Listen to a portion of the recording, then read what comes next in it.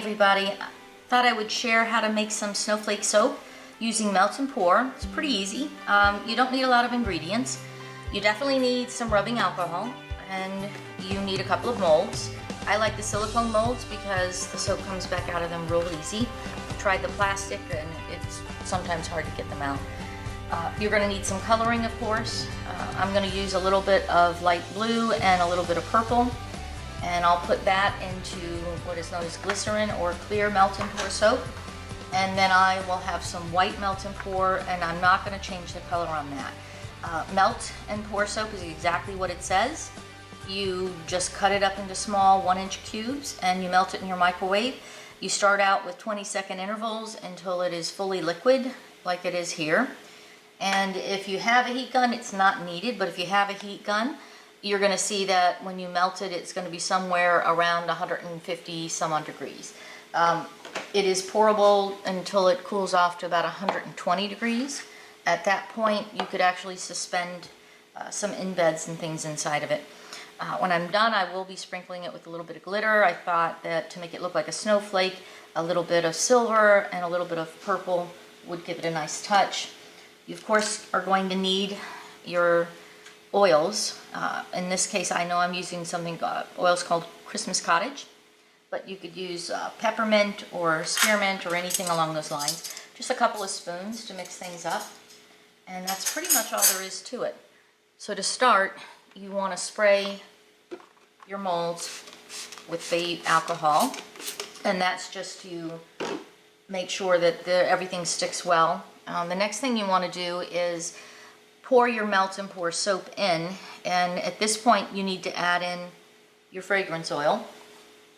So I am going to put the entire amount of one of these. In this instance, I need about 12 ounces for each of these trays, about 2-ounce bars. And to do that, I'm going to need 28 grams per pound of soap. So I had to use a calculator to figure it out. I think I ended up needing about 21 grams for each of the molds here. And since I'm not adding anything else, I'm pretty much just ready to pour. And I could see how much I have here, and what I'll do is I'll pour about half of a star and then I'll move on to the next one. And I'll do that for all of them, and then we'll mix up glycerin and we'll do a pour on top. And what you'll see is that the glycerin isn't going to fully mix with the white. So you'll have a little bit of clear and you'll have a little bit of white. The trick to making this really pretty and having a nice separation between the two is to allow the white to cool off a good bit before you go in and add the rest. After you do a set and you want to get rid of these little bubbles that you see. I don't know if you could see those. They pop up anytime you pour the soap. You spritz it with your rubbing alcohol. That'll help get rid of the bubbles. The other thing it'll do is if I wanted to let this cool completely and do a solid layer, I could, but I would need to let it cool completely and then spritz it again with alcohol, or the second layer would not stick to the first layer. Now the heat gun does come in handy if you want to know exactly what your temperature is running. And right now the soap's around 123, so that's really a good spot for me to go ahead and add in the glycerin. Now glycerin cools off a little bit quicker, and if it gets too cool you could just put it back in the microwave. I'm going to just put in some fragrance oil and 2 drops of color, and then I'm going to take a look at it, and if I want I can add more color. But since these are snowflakes, I don't want them to be super bright. I want them to actually be like a hint of color rather than a lot of color. Now, try to do this so you can see it. When you go to pour it, if you pour close to the mold or high up from the mold, you'll get different effects. So I'll do one where I pour close to the mold, and you could see it almost blends, and then one where I pour up a little bit higher on the mold. And a little less blending that's happening for that.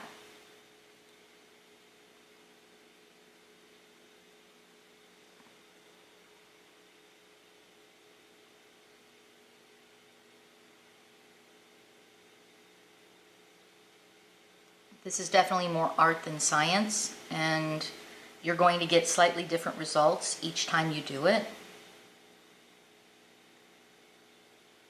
but they're always pretty.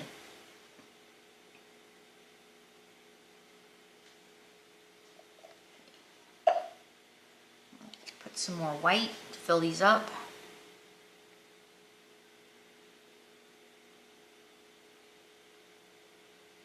And then I'll spritz them again to get rid of the bubbles.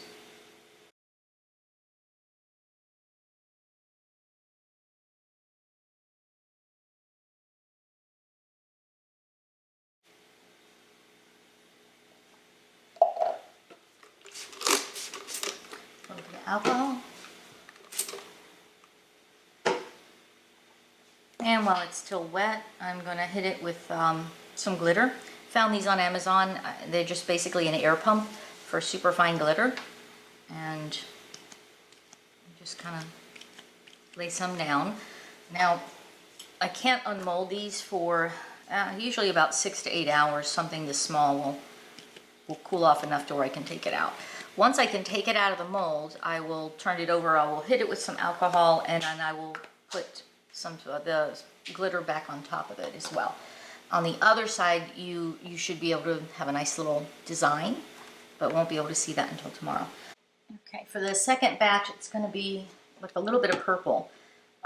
One of the things I'm going to test out is to see if I put a little bit of this glitter on the bottom, is it going to still be there, or is it going to end up floating up into the soap because of the pour itself, which I'm kind of thinking it might, but it doesn't hurt to give it a try. It's just a little extra glitter.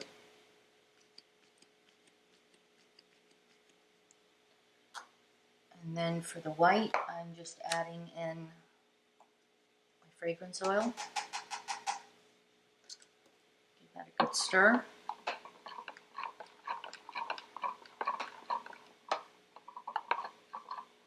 And on this batch, I'm going to test and see what happens when I put all the white in it and then come back after it cools a little bit with the glycerin.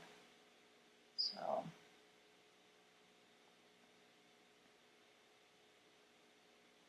I have a feeling it's not going to be any different than the other one, essentially, but we'll see.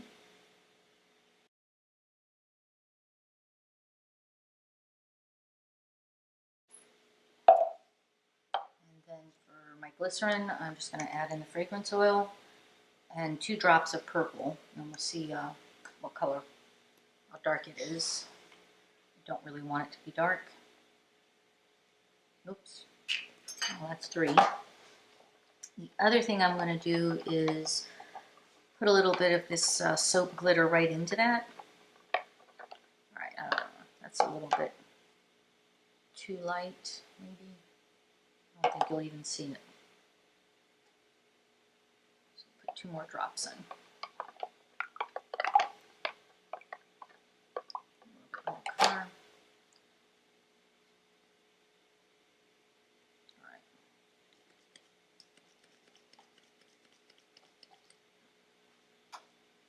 Okay. Got some glitter floating around in there.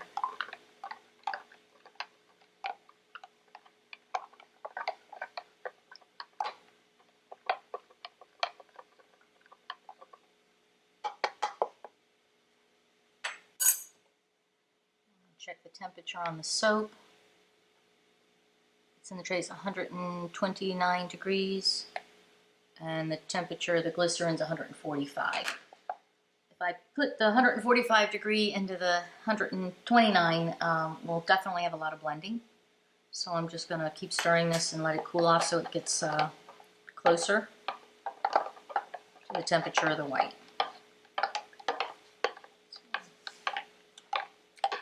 Stir it in a way that adds more air back into it, just to cool it off faster.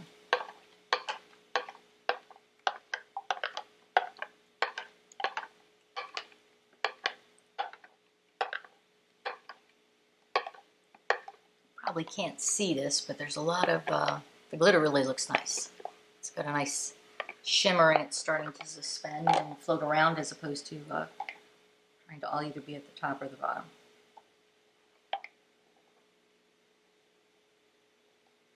little one.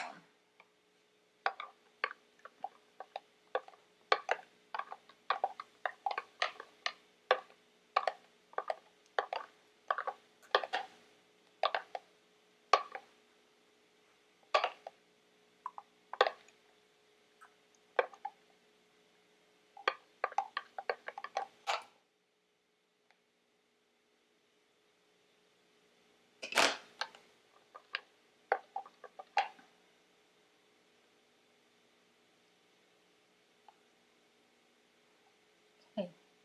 It's not mixing, so that's a good sign. So I can go ahead and do that. And I'm going to do a medium height pour. I'm not going to go too high or too low. I'll pour some and I'll come back and I'll pour some more just to even it out.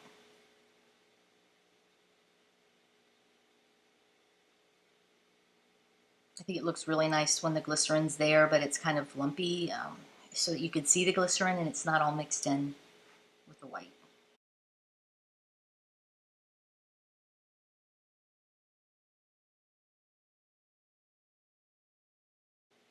All right, just going to spritz it with some rubbing alcohol and spray it with some glitter and let it sit overnight. And I'll pull it. I'll post up a final posting of a picture along with it so you guys can see what it looks like when it comes out of the mold.